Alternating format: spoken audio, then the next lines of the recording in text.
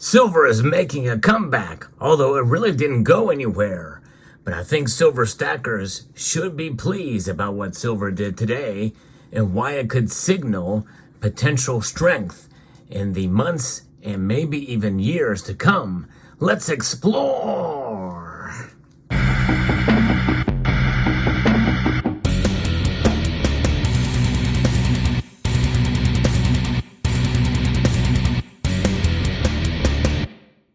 That is probably one of the boldest statements I've ever made regarding silver since I started this channel.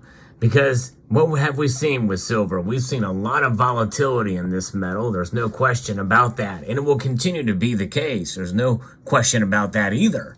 However, I think what we saw today and in previous days, since I really started tracking these markets this year, we've seen silver do some pretty remarkable things, unexpected things to the upside in terms of its price. Now, we should be very cautious in our celebration because silver's price has not achieved the dollar amount that we think it should, which means that we feel it's undervalued. And I do feel it's undervalued. For the past 3 years, I have made a prediction for silver's price by the end of the year that has been wrong 3 times in a row. And this year will probably be no different. However, I've moderated my view about silver's price this year. I'm thinking it's going to go to $28 an ounce. We're almost at 25 again. So we're about, we're about $3 and some odd cents away from it achieving that goal or that prediction. That's a long climb up. But we have come a long way since then. I'm going to be referencing an article here from Kitco that talks a little bit about this, how it's outperforming gold right now. And this is part of the strength that we're seeing with silver, because it's a fairly big move today with Mary a net mention of the bank closure that we saw, the failure that we saw on Friday that I reported on here.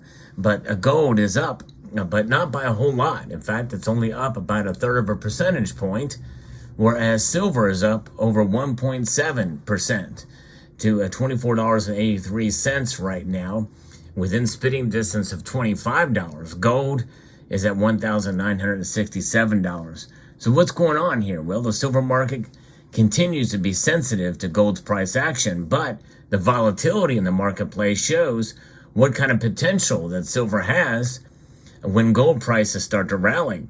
The gold market, as the contract rolls over to a new month, is seeing a new pushback above $2,000 an ounce. Many people feel that's going to be happening soon. Silver is outperforming now gold as it makes a move closer to $25 an ounce, according to this piece here by Neil Christensen. September silver has last traded right at $24.97 in the futures markets. That's up nearly 2% today. At the same time, December gold futures last traded at $2,009 an ounce, up 0.5% on the day. And that's a little better than what the actual spot prices are doing now. Now, according to some analysts, both gold and silver are benefiting from growing perceptions that the Federal Reserve has ended its tightening cycle. And we did see some volatility. A lot of that last week when the prices went down was as a result of what happened at the European Central Bank and what they did. A weakening of the euro bode well for the dollar, which did not bode well for silver. The dollar is a bane of our existence, right? It is the strength of it is what has kept these prices down. But keep in mind that measured by other currencies, gold and silver are up. Now, according to some analysts, these perceptions that the Federal Reserve is going to end its tightening cycle after raising interest rates by 25 basis points last week, Jerome Powell, the Fed chair, said that the central bank is keeping its options open and will be heavily data dependent ahead of September's decision. And that's a long way away. A lot could happen between now and then, and everybody knows that, but the people are starting to firm up their positions right now. Economists and analysts have said that weaker inflation data gives the Federal Reserve room to halt its tightening cycle.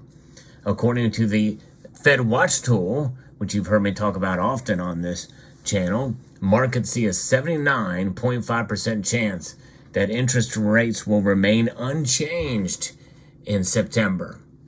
Market players are feeling validated in their belief that the Federal Reserve's rates are either at or near their terminal point, especially with crucial U.S. inflation reports indicating a faster pace of disinflation.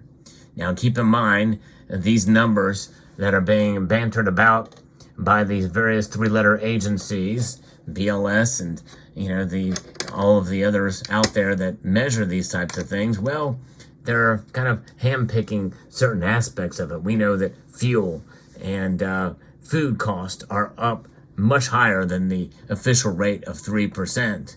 And a lot of that is not marked in when you have core inflation and then consumer price index and the like.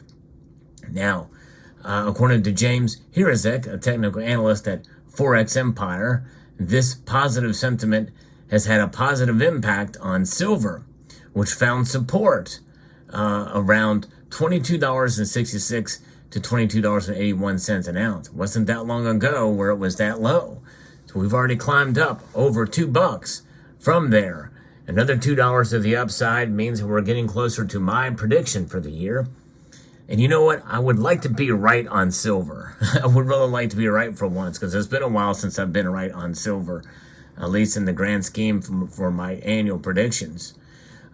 It's worth noting that the markets tends to experience choppy price action and less stable returns during this period of the year.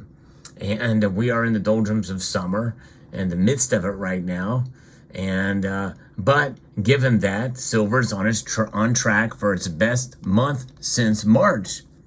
Along with shifting U.S. monetary policy, analysts note that robust economic activity is also supportive for silver's price.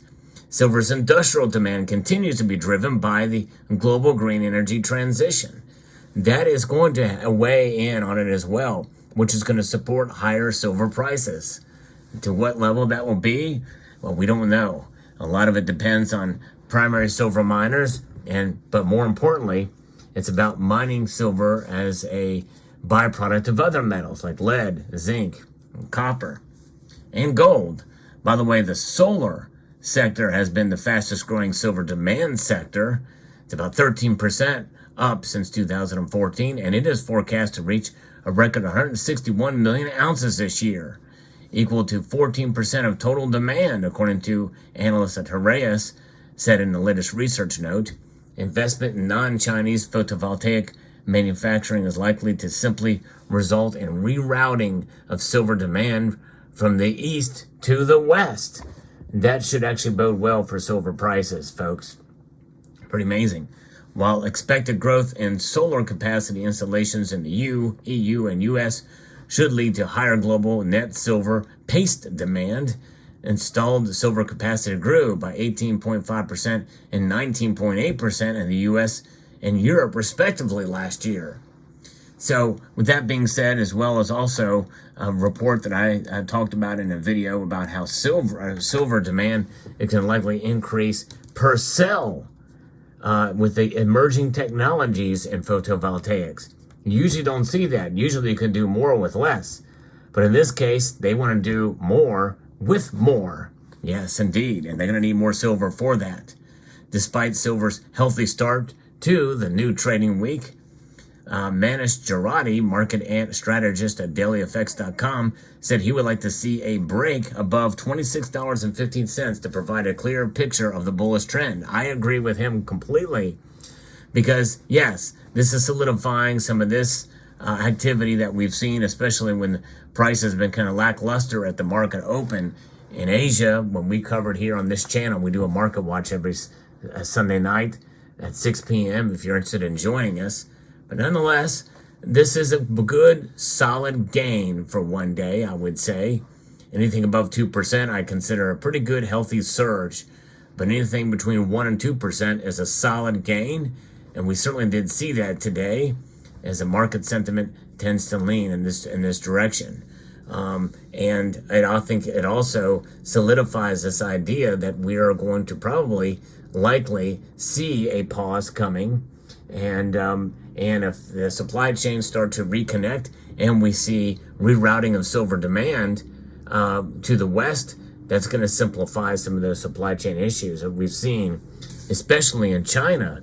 China's had a hard time reopening after the pandemic, and so that means that they need to get themselves back up and running again. I did hear a report about the supply chains that it will never be the same.